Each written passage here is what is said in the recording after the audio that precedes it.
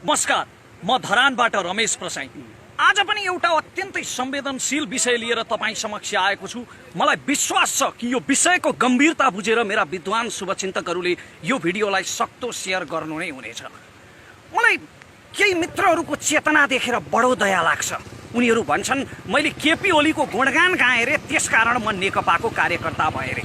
मैले काङ्ग्रेसको महासमिति बैठकको बेलामा काङ्ग्रेसको नेतृत्व युवा नेताहरू गगन थापा र विश्वप्रकाश शर्माको हातमा आउनुपर्छ भने के म काङ्ग्रेसको कार्यकर्ता भएँ?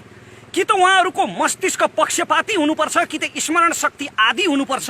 मोदी भ्रमणको सन्दर्भमा सबैभन्दा पहिले सरकारको आलोचना गर्ने, सशक्त आलोचना गर्ने सायद म नै थिएँ। म राजेन्द्र लिङ्गदेनका भाषणहरू खोजी खोजी सुन्छु। उहाँका अन्तर्वार्ताहरू र राष्ट्रिय एकता सम्बन्धी वक्तव्यहरू मलाई मनपर्छ। के म राप्रपाको कार्यकर्ता भएँ?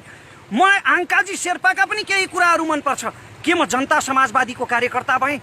केपी ओलीका प्रशस्त कमजोरीहरू होलान्, तर यो भूमिले आजसम्म बहुदल आएको दिनदेखि आजका मितिसम्म त्यस्तो प्रधानमन्त्री कुन जन्माउन सकेको थियो जसले संसदमा उभिएर खुले आम भारतीय विस्तारवादको भत्सना गर्न सकोस् अनि राष्ट्रको पक्षमा, राष्ट्रियताको पक्षमा उभिएका प्रधानमन्त्रीको त्यो सत्कर्मको समर्थन गर्दा म नेकपाको कार्यकर्ता कसरी भएँ? म जुल्फिकार अली भुट्टोका भाषणहरू सुन्छु। के म पाकिस्तान पिपल्स पार्टीको कार्यकर्ता भएँ? म एलेक्सिस सिप्रासका अङ्ग्रेजी इन्टरभ्यूहरू सुन्छु। के म ग्रिसको सिरिजा पार्टीको कार्यकर्ता भएँ? म कहिल्यै कसैको कार्यकर्ता र अन्धभक्त होइन र हुन्न पनि, किनकि कार्यकर्ता यन्त्रवत हुन्छ। कार्यकर्ताको आफ्नो विचार हुँदैन। तर म मेरो ब्रह्मले देखेको सत्य बोल्छु, चाहे कसैलाई मन परोस् वा नपरोस्। मेरो भिडियो 10 लाख मानिसहरूले हेरेर कडा बोल्यो यसले भन्नुभन्दा 10 जनाले हेरेर सत्य बोल्यो यसले भन्नु मेरा लागि ठुलो हो। त्यसकारण मैले बोलेका कुरा कहिलेकाहीँ भिडले तारिफ गर्ने खालको नहुन पनि सक्छ। अहिले भोलि संसदमा नक्साबारे छलफल हुँदैछ।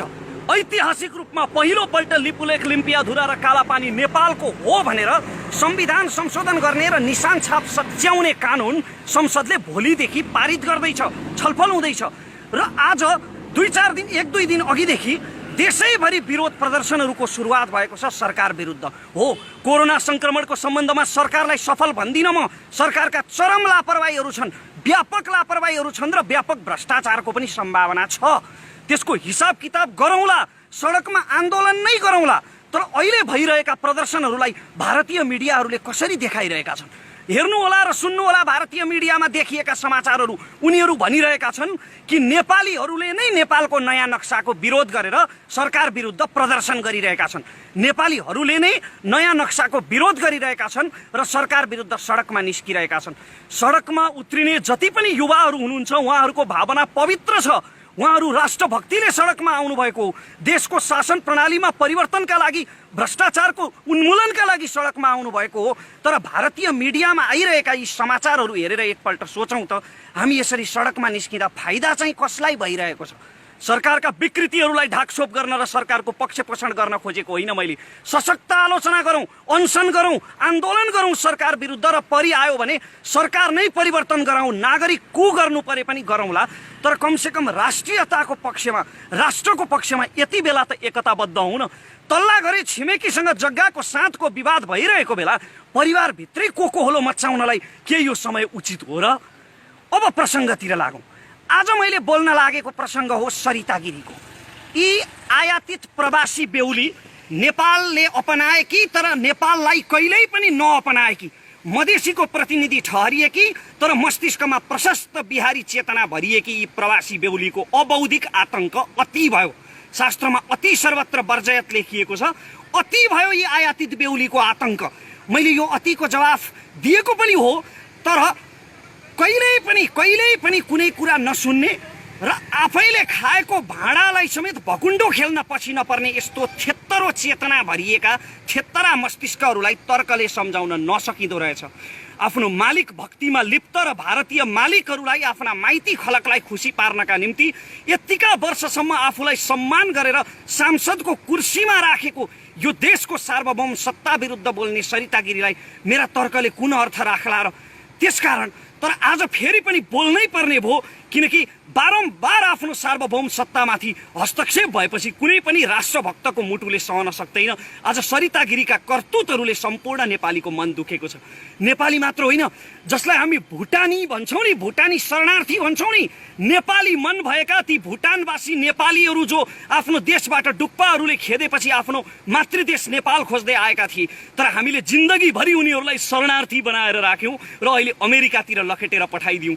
उनीहरूको पनि यति बेला मन दुखेको छ। विश्वभरिका नेपाली मनहरू दुखेका छन्। अहिले यसलाई हेट स्पिच भन्लान् कतिपयले। आदरणीय सरिता गिरीको मुखैमा छ हेट स्पिच हो, यो हेट स्पिच हो। हेट स्पिच मात्रै होइन, आफ्नो मातृभूमिको निन्दा गर्नेलाई, राष्ट्रको सार्वभौम सत्ता विरुद्ध बोल्नेलाई हिम्मत हुनेले हिंसाले जवाफ दिए पनि हुन्छ। त्यानव्यान स्क्वायरको काण्ड चीनमा हुने बेलामा, चीनले त्यानव्यान स्क्वायरमा विरोधीहरूमाथि डोजर चलाउने बेलामा चीनका राजदूतले ब्रिटिस राजदूतसँग भनेका थिए रे कि चीनमा अब 20 वर्षका लागि शान्ति ल्याउन 200 जनाको मृत्यु हुँदैछ।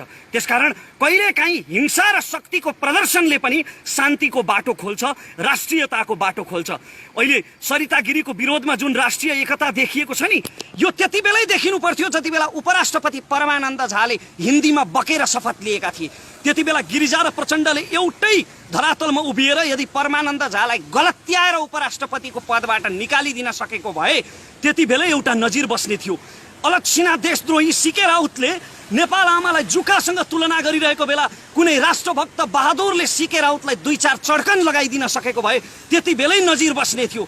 तर हामीले कानुन नै यति फितलो बनायौँ कि माटोप्रति कुनै प्रेम नभएको विदेशी जोसुकै ऐरे गैरेहरू पनि हाम्रो संसदमा सजिलैसँग प्रवेश पाउन थाले र संसद जस्तो लोकतन्त्रको मन्दिरलाई नेपालको संसद हो कि बिहारको कुनै मेला बजार हो भनेर दोधार हुने गरी त्यस्तो स्थितिको सृजना गरे। अहिले हिन्दी बोल्दा केहीले भाषै त हो नि, के फरक पर्छ भन्ने टिप्पणी पनि गरे। भाषा होइन, हिन्दी हाम्रो राष्ट्रियतामाथिको आक्रमण हो। मैले पटक पटक भने कि संसदमा हिन्दी भाषा बोल्न प्रतिबन्ध लगाउनु पर्छ, किनकि यो हाम्रो राष्ट्रियतामाथिको आक्रमण हो। आदरणीय सरिता गिरीले भन्नुभयो कि हिन्दी नेपालको भाषा हो, मधेसलाई जोड्ने भाषा कुन त? माननीय सरिता गिरीज्यू, तपाईँको अज्ञानता देखेर मलाई दया लाग्छ। तपाईँले गङ्गा चौधरीको बौद्धिकतामाथि प्रश्न उठाउनु भयो, तर तपाईँको अबौद्धिकता देखेर चाहिँ मलाई दया लाग्छ। नेपालमा लिच्छवीहरू भारतबाट आएका थिए, तर ती लिच्छवीहरू हिन्दी बोल्दैनथे। इतिहासका पाना खोतलेर हेर्नुहोला, बौद्ध धर्ममा पाली भाषाको प्रयोग गरिन्थ्यो गणराज्यहरूमा।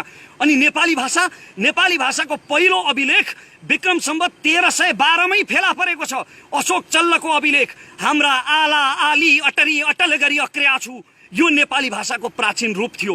हामीले कहिल्यै पनि हिन्दीको काँध चढ्नु परेन संवाद गर्नका निम्ति। नेपाली भाषाको इतिहास त्यति पुरानो हो। र यदि तपाईँ तराईको प्रसङ्ग कुरा गर्नुहुन्छ भने, यदि तपाईँ तराईको विषयमा कुरा गर्नुहुन्छ भने, तराईको सबैभन्दा प्राचीन भाषा मैथिली हो। र रामायणमा यदि हेर्ने हो भने, जब अयोध्याबाट भगवान रामचन्द्र आएको बेला अयोध्यावासीहरू संस्कृतमा कुरा गर्थे, त्यति बेला पनि मिथिलावासीहरू मैथिलीमा बोल्थे।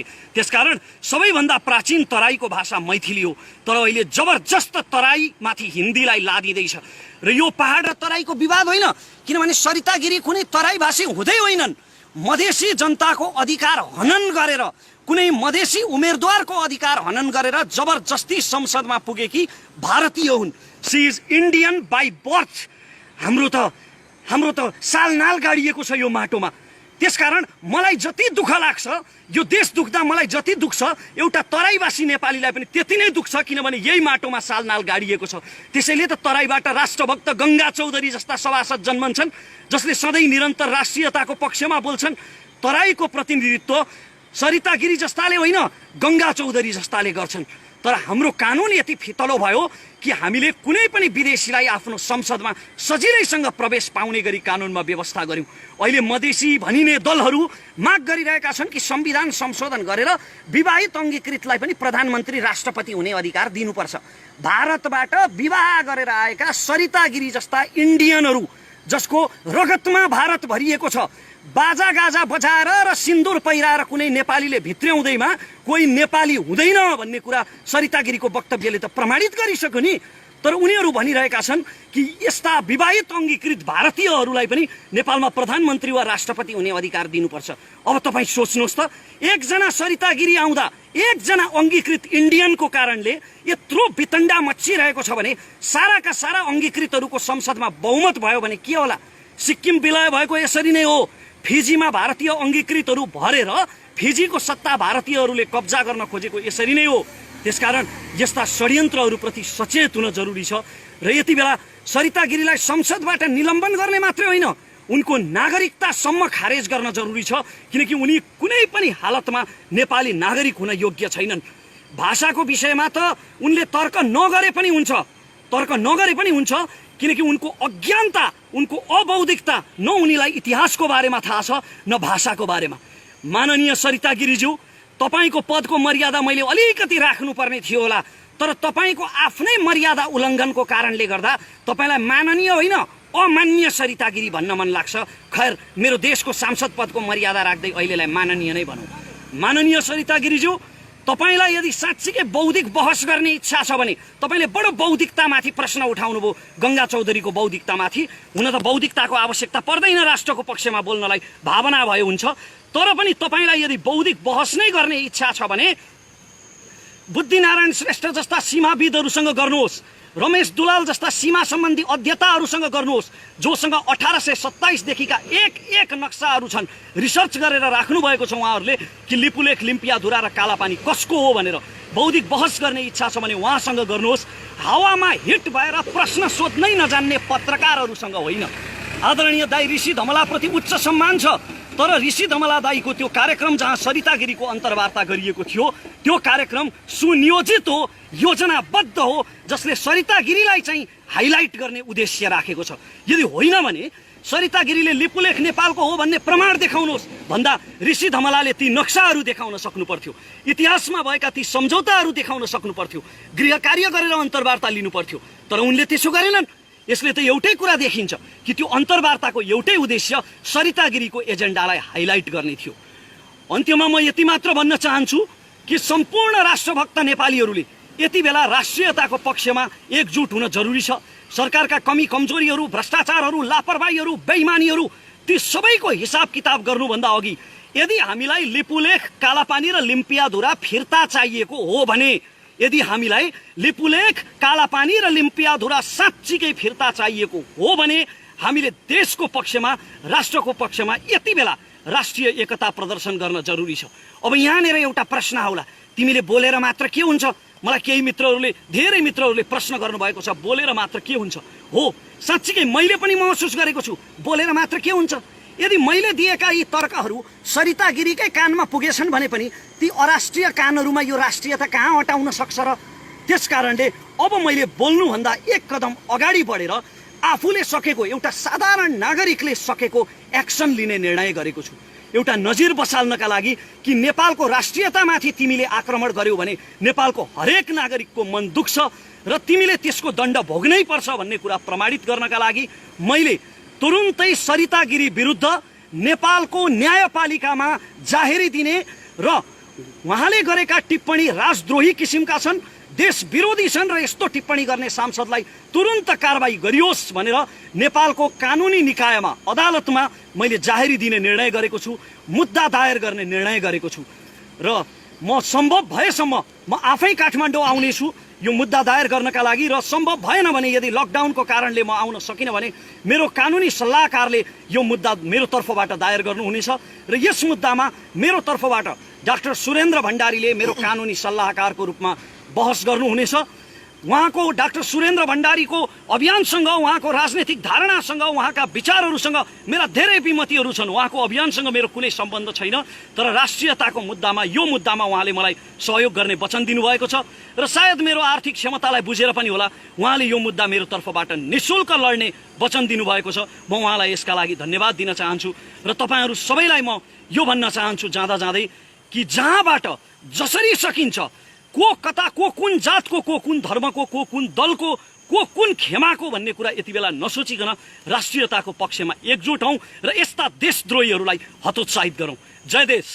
एकैछिन रमेशजी केही प्रश्नहरू मैले गर्नुपर्छ अझै पनि क्लियर बनाउनको निम्ति हामी पानी परिरहेको सन्दर्भमा छौँ, रुखमा ओत लागेर यो भिडियो खिचिरहेको अवस्था हो होइन। तपाईँले माननीय सरिता गिरीज्यूलाई देशद्रोहको मुद्दा दायर गर्दै हुनुहुन्छ होइन। यसअघि नागरिकहरूले यस्तो मुद्दाहरू हालेका छन् कि छैनन् राष्ट्रियताको सन्दर्भमा सङ्कट आउँदा? अहिलेसम्म मैले जानेसम्म मलाई थाहा छैन होइन। परमानन्द झा विरुद्ध चाहिँ मुद्दा परेको थियो। कति बेले भन्लान् नि त सरिता गिरीलाई रमेश प्रसाईले मुद्दा हाल्ने, काठमाडौँ जाने, हिरो हुनको लागि एउटा स्टन्टबाजी गरेको भन्ने हुन सक्छ नि। स्टन्टबाजी गरेको भए त अहिले म सरिता गिरीको समर्थन गर्थेँ नि जीवनजी, झन् भाइरल हुन्थ्यो भिडियो होइन र। के भन्नुहुन्छ तपाईँलाई? जसरी तपाईँ यो एकैछिनको आवेग त होइन, किनकि म आफै तपाईँको मित्र भएको कारणले गर्दा पनि कसैलाई मुद्दा दायर गर्नु यो त्यति चान्चुने विषय होइन। काठमाडौँसम्म जानुपर्छ, त्यहाँनिरका बस्दाका खर्चहरू हुन सक्छन् होइन, त्यहाँनिर आउँदा जाँदाका नसोचेको अन्य धेरै खर्चहरू पनि हुन्छन् नि रमेशजी। हेर्नुहोस्, मलाई आर्थिक रूपमा गाह्रो छ, तर कहिल्यै पनि कसैको अगाडि हात नफैलाउने मेरो स्वभाव हो। त्यसकारण म आफूले सकेसम्म गर्छु, र म किन गर्छु भने मेरो आत्मसन्तुष्टिका लागि गर्छु। मेरो राष्ट्र विरुद्ध यति धेरै, यति खुलेआम, यति छाडातन्त्रको चाहिँ प्रयोग गरेर मेरो राष्ट्र विरुद्ध बोल्ने एकजना राष्ट्रघातीलाई सजाय दिलाउनका निम्ति मेरो आत्मसन्तुष्टिको लागि म अवश्य गर्छु जीवनजी, आवेग होइन। पछिल्लो समयमा तपाईँले यो लकडाउन भइसके पश्चात बढीभन्दा बढी अध्ययन गरिराख्नु भएको छ, विभिन्न किसिमका विश्वव्यापी किताबहरू पढिराख्नु भएको छ, मानिसहरूलाई हाजिरा दिएर खोजेर होइन, विभिन्न तरिकाले आफ्नो चाहिँ पढ्न सक्ने त्यो तपाईँको शारीरिक क्षमता नरहँदै पनि तपाईँले दिनको 6-7 घन्टासम्म किताब पढिरहेको अवस्था छ। यो प्रेरणा ती किताबको अथवा कुनै पनि देशको नागरिकले गरेको कपी भन्नु या अथवा त्यहाँबाट अनुसरण गरेको हो कि के हो? होइन, राम्रा कुराहरूको अनुसरण गर्नुपर्छ, तर मैले चाहिँ कसैबाट पनि अनुसरण गरेको होइन। मैले सरिता गिरीलाई बोलेर पहिले पनि उत्तर दिएको हो, फेरि पनि बोल्नु पर्यो रमेशजी यो विषयमा भनेर धेरैजनाले भन्नुभयो। अनि घरिघरि बोलेर यसको के अर्थ लाग्छ र? ल अहिले भन्नुहोस् न, सरिता गिरीलाई कतिजनाले सिधै सदनमा उभिएर भन्नुभयो, गङ्गा चौधरीले त सिधै सदनमै उभिएर उहाँलाई भन्नुभयो नि, तर कुनै अर्थ लाग्यो त? क्षेत्र चेतना भएका मानिसहरूलाई तर्कले सम्झाउन सकिँदैन रहेछ। म तपाईँको साथी पनि हो। आजको मितिसम्म तपाईँ कुनै पनि पार्टीको चुनावको र्यालीमा जानुभएको छैन, कुनै पनि पार्टीलाई खुलेर समर्थन गरेको रेकर्डमा आत्मा साँची राखेर श्री पशुपतिनाथलाई साँची राखेर भन्छु, कसैको तपाईँ कार्यकर्ता होइन, यो कुरा मलाई चाहिँ थाहा छ होइन।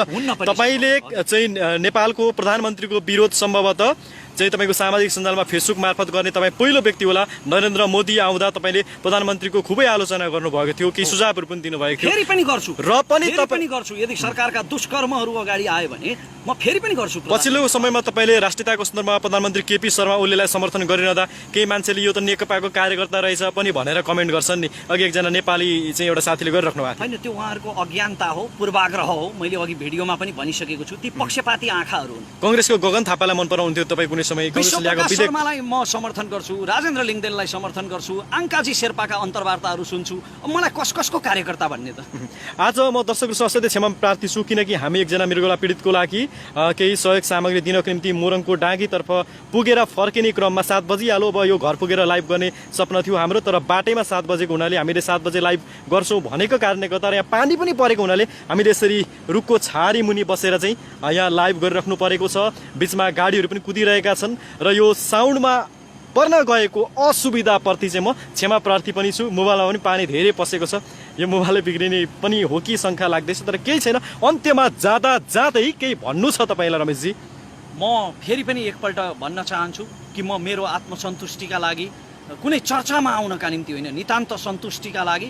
र मलाई जति मन दुखेको छ सरिता गिरीको कारणले, जति मेरो भावनामा चोट लागेको छ र जति मेरा शुभचिन्तकहरूको भावनामा चोट लागेको छ, विश्वभरि रहेका नेपालीहरूको भावनामा चोट लागेको छ, त्यसको पूर्तिका लागि म आफूले सकेसम्म सरिता गिरीमाथि मुद्दा दायर गर्दैछु, राज्यद्रोहको। यो फेरि पनि एकपल्ट जानकारी। तपाईँलाई कुनै राजनीति रूपमा चाहिँ भोलि आउनु पनि छैन, राजनीति गर्नु पनि छैन? मलाई छैन। हस्, सबै हाम्रा जसले यति बेला हेरिराख्नु भएको छ तपाईँहरू सबैलाई धेरै धेरै धन्यवाद। यो साउन्ड असाध्यै असुविधा पर्न गएको छ, आज हामीले यसरी चाहिँ बाटोबाट खिच्नु पर्यो। यति भन्दै म यो धरानको सेउती पुलबाट आज्ञा हुन चाहन्छु, र त्योभन्दा अगाडि तपाईँले सेयर गर्न सक्नुहुन्छ, डाउनलोड गरेर पनि हाल्न सक्नुहुन्छ फेसबुक लाइभलाई। यति भन्दै म क्षमा चाहिँ माग्न चाहन्छु गलत भएको खण्डमा, भन्दै रमेशजीलाई पनि धन्यवाद दिँदै म आज्ञा हुन चाहन्छु। हवस् त, सबको जिन्दाबाद।